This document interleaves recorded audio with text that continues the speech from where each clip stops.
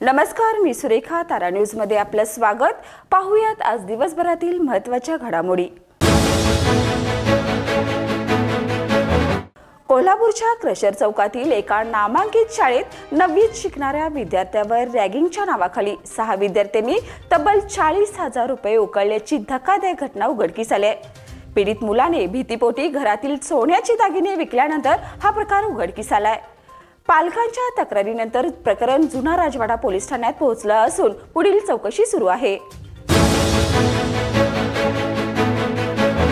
इचलकरंजीतील आरोग्य विभागासाठी मोठी बातमी असून IGM हॉस्पिटलला सर्व सुविधा उपलब्ध करून देण्याचा निर्णय आरोग्यमंत्री प्रकाश आंबेडकर यांनी घेतलाय.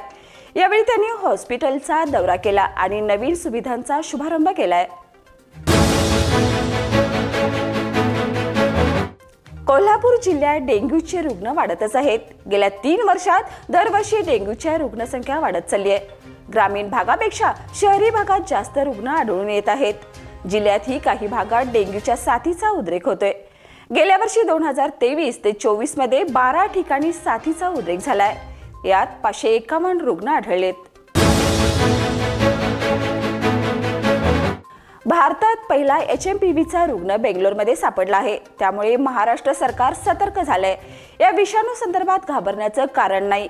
काळजी घ्यावी, सर्व अधिष्ठांनी सतर्क राहावं असं आवाहन वैद्यकीय शिक्षण मंत्री हसन मुश्रीफ यांनी केलंय.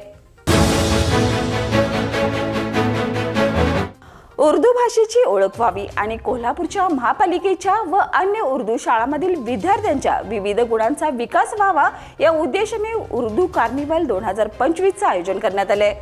या उर्दू कार्निवलचं उद्घाटन 11 जानेवारी रोजी होणार असून आमदार प्रकाश आंबेडकर यांच्या हस्ते हे करण्यात येणार आहे. कोल्हापूर दक्षिण विधानसभा मतदारसंघातील सांगोडेवाडी गावातील जक्कूबाई देवीच्या उत्सवाला आमदार अमल माडकांनी भेट दिली. चांदीचा नवीन मुखवटा भक्तांच्या वतीने अर्पण करण्यात आलाय. यावेळी आमदारपदी निवड झाल्याबद्दल ग्रामस्थांनी आमदार अमल माडकांचा सत्कार केला. यावेळी महिलांना मोफत उज्ज्वला गॅस कनेक्शन वाटप कार्यक्रम आमदार अमल माडकांच्या हस्ते संपन्न झाला. राष्ट्रसेवेसाठी स्वतःला समर्पित केलेल्या आणि देशाच्या स्वाभिमानात भर घालणाऱ्या मान्यवरांचा आज मंत्रालयात उपमुख्यमंत्री अजित पवार यांच्या हस्ते गौरवपूर्ण सत्कार करण्यात आला.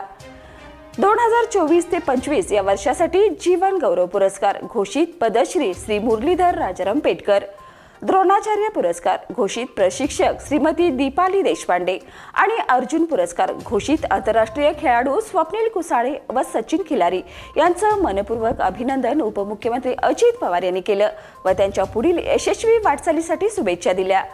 यावेळी क्रीडा मंत्री श्री दत्तात्रय भरणे, महाराष्ट्र ऑलिम्पिक संघटनेचे महासचिव श्री नामदेव शिरगावकर हे देखील उपस्थित होते.